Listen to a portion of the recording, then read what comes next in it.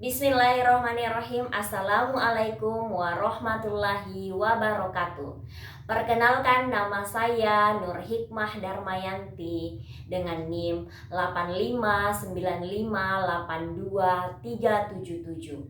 Saya mahasiswa semester 6 program studi pendidikan guru sekolah dasar di UPBJJ Universitas Terbuka Majene. Pada video kali ini saya akan melaksanakan praktikum simbiosis. Dalam suatu ekosistem selalu terjadi hubungan saling ketergantungan antara makhluk hidup dengan makhluk hidup dan dengan lingkungannya.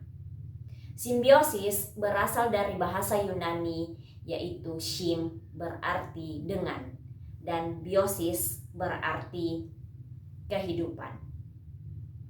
Suatu hubungan yang sangat erat antara spesies makhluk hidup dengan spesies makhluk hidup lainnya disebut simbiosis. Ada beberapa jenis simbiosis yang ada di alam, namun pada umumnya dikelompokkan menjadi 3 bagian, yaitu simbiosis parasitisme, simbiosis komensalisme, dan simbiosis mutualisme. Simbiosis parasitisme adalah interaksi antar makhluk hidup yang menguntungkan salah satu pihak atau parasit dengan mengambil nutrisi, sementara pihak lain atau inang dirugikan. Contohnya, hubungan antara lalat dengan sapi. Lalat mengambil nutrisi dari tubuh sapi, sedangkan sapi merasa dirugikan karena kulitnya gatal, mengalami stres, atau bahkan penularan penyakit dari lalat. Simbiosis komensalisme adalah interaksi antar dua makhluk hidup yang menguntungkan salah satu pihak, namun pihak lainnya tidak dirugikan maupun diuntungkan. Contohnya, hubungan antara tumbuhan pakis dengan pohon sawit. Tanaman pakis mendapatkan tempat untuk tumbuh atau habitat yang lebih tinggi dengan menempel pada pohon sawit. Pakis lebih mudah mendapatkan akses terhadap sinar matahari untuk proses fotosintesis serta air hujan dan kelembapan udara.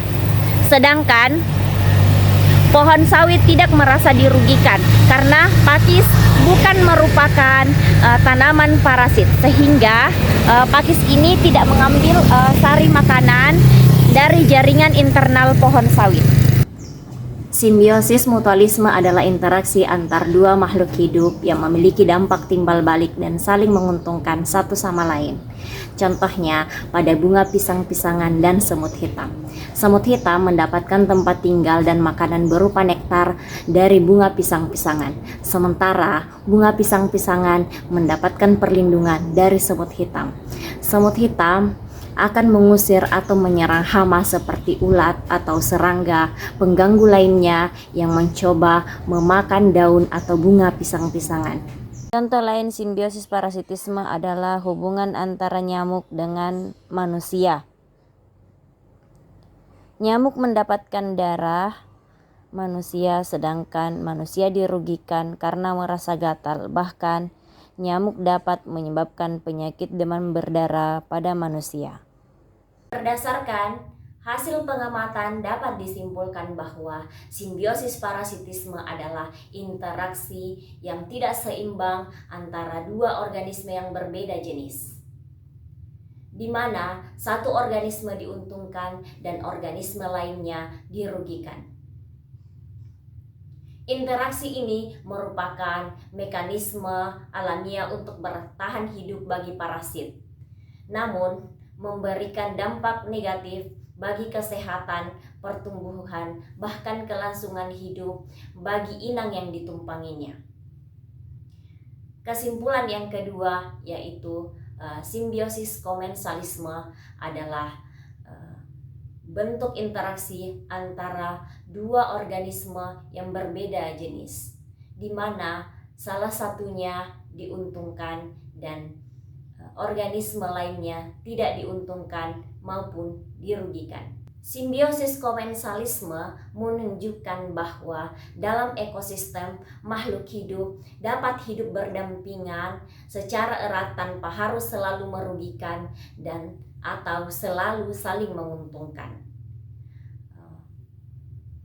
Kesimpulan yang ketiga berdasarkan hasil pengamatan yaitu simbiosis mutualisme menunjukkan hubungan kerjasama yang harmonis yang terjadi di alam sekitar. Makhluk hidup dapat berinteraksi secara intim untuk saling menutupi kekurangan maupun kelebihan masing-masing sehingga menciptakan keseimbangan ekosistem, di mana kedua belah pihak dapat tumbuh dan berkembang dengan maksimal dengan cara saling menguntungkan. Sekian video praktikum kali ini. Wassalamualaikum warahmatullahi wabarakatuh.